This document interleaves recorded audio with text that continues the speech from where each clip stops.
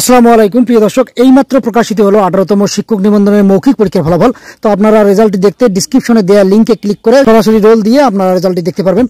তো দর্শক, আমরা এখন বিজ্ঞপ্তিটি দেখি। আসলে এনটিআরসি যে বিজ্ঞপ্তিটি প্রকাশ করেছে এই রেজাল্টের পক্ষে বিষয় দেওয়া আছে, অষ্টাদশ শিক্ষক নিবন্ধন 2023 লিখিত ও মৌখিক পরীক্ষার ফলাফলের ভিত্তিতে উত্তীর্ণ প্রার্থীদের চূড়ান্ত ফলাফল সংক্রান্ত বিজ্ঞপ্তি। এত দ্বারা সংশ্লিষ্ট সকলের অবগতির জন্য জানানো যাচ্ছে যে বেসরকারি শিক্ষক নিবন্ধন প্রত্যয়ন কর্তৃপক্ষ এর ব্যবস্থাপনায় 12 ও 13 জুলাই 2024 তারিখে অষ্টাদশ শিক্ষক নিবন্ধন 2023 লিখিত পরীক্ষা অনুষ্ঠিত হয়।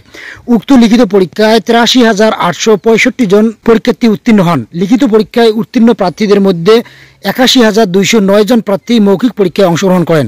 চূড়ান্তভাবে উত্তীর্ণ প্রার্থীদের ফলাফল অদ্য 4 জুন 2025 তারিখে অপরাহ্নের সময় প্রকাশ করা হয়।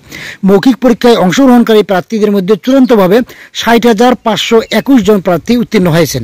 2 নম্বর বলা আছে, প্রার্থী তার নিবন্ধন পরীক্ষার রোল ব্যাচ নম্বর ব্যবহার করে অষ্টাদশ শিক্ষক নিবন্ধন পরীক্ষার চূড়ান্ত ফলাফল ওয়েবসাইটের লিঙ্ক দেওয়া আছে এখানে ntrc.teletalk.com.bd/result। এই লিঙ্কে অথবা সংযুক্ত কিউআর কোড স্ক্যান করে প্রাপ্ত লিঙ্ক থেকে জানতে পারবেন। তো দর্শক, এছাড়াও দ্য ডেইলি ক্যাম্পাস অনলাইন পোর্টালে 18তম নিবন্ধনের ফলাফল সংক্রান্ত একটি গুরুত্বপূর্ণ সংবাদ প্রচার করা হয়েছে।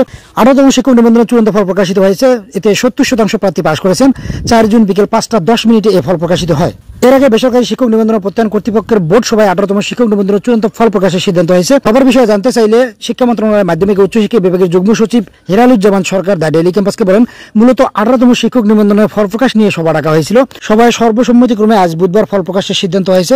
জানা গেছে 2023 সালের 2 নভেম্বর 18তম শিক্ষক নিবন্ধনের বিজ্ঞপ্তি প্রকাশ করে এনটিআরসি।